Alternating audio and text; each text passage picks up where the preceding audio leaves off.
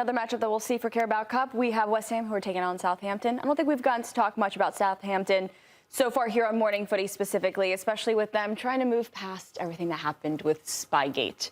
Geoff, how do you think they try to move ahead after that disastrous end to their season next year? Are you trying to say that they're saying nothing to see here? Is that what you're implying? Just peeking around the corner, nothing to see here. It's difficult for them. It's a difficult situation. Look, I think it definitely has an effect. I don't think it affects every single player, but think of it this way. There are, 20, 30 players on a squad. There's 11 to 15 that are probably pretty happy that are getting real minutes. There's probably another 10 to 12 that aren't that happy that they're not getting very many minutes. And when you know that there is possible impending doom, impending change, right?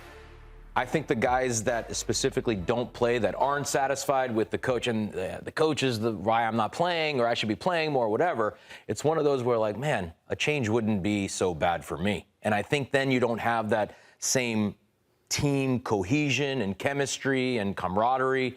I think the locker room could be partially divided, not in any egregious way out in front, in the open, kind of, so to speak. But I do think that there's players kind of, oh man, maybe something will change. I don't need to give it my all. I don't need to work hard enough to try and earn my spot if I'm not the guy starting. So yeah, there are little cracks, I think, when things like that happen, but not from an individual perspective. I don't think anybody's, facing off with the manager, or, maybe he's saying, let's hope this guy let's get this guy fired. I don't think it's anything like that, but I do think that there are little, not everybody's maybe giving 100% when they don't know exactly if the coach is going to be there come 6 months from now or even less. But equally, Charlie, though, does that ride above? Because there was a sense of, from the supporters and the players as well, they feel that it's them against the world. They've been harshly treated, and it's created a siege mentality within the club. So, if anything, this group of players and supporters could be pushing or rooting for this coach more than ever. Well, that's what you hope for in that circumstance, because it could go the other way. But in this case, if they can win in this competition and keep proving them that they deserve to be amongst Premier League teams, then, for me, that's how you get back into that conversation of, hey, let's get promoted. Let's show that we deserve to be a top team. So it's going to be interesting to see how Southampton react over the next month or so, and just can they gather together and continue to put in good performance, or are we waiting for a new coach eventually? Yeah, I think West Ham is definitely, the favorite to be promoted. I think you can throw Southampton into that conversation as well.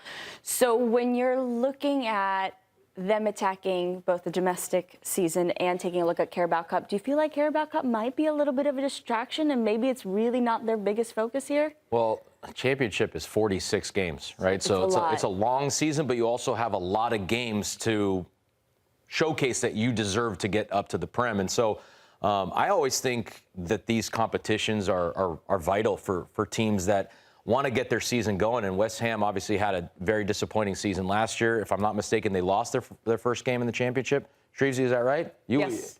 Almanac, Encyclopedia, did they lose? Yeah. I thought they did. And they drew 2-2 at Burnley the opening day of the season. Okay, so not a great start, not a horrible start, but I do think that you're right, Benny. It was a down feeling because they were 2-0 up. Okay. So it was a game they felt they should have closed out. And these competitions, I think, breed confidence. That's what it does, I think, for clubs that are kind of not exactly sure where they're at. I know we talked about Nottingham Forest, and now we're talking about West Ham, but it's a similar scenario where you want to start winning again. You want to showcase that you are going to be that team that comes back to the Prem after 1 year in the championship, and I think these kind of competitions can help you. I think it'll be a similar mindset that we heard from Daniel Farke and Oliver Glasner. It will be, it's an important competition to a degree, and also a good cup run can breed the confidence you talk about as well. So I think it's something that West also as well, they need the first win of the season in terms of, look, Carabao, they beat Portsmouth, didn't they? The first game in this competition. That shows you how seriously they took it. So this would be a second win in the same competition. They beat Pompey at home, and they had a phenomenal crowd. I think it was over 50,000. It was sensational. So to get back to winning, having won that game and then drop points at Burnley. I think it was the shock home defeat against Charlton at the weekend. That would have hurt them. So they're going to want to bounce back from that. I think there'll be a little bit of a reaction from that more than anything else. Thanks for watching this video from Morning Footy. For all news and insights regarding leagues around the world like EFL, Serie A, and all UEFA competitions, both men's and women's, don't forget to sign up for Paramount+.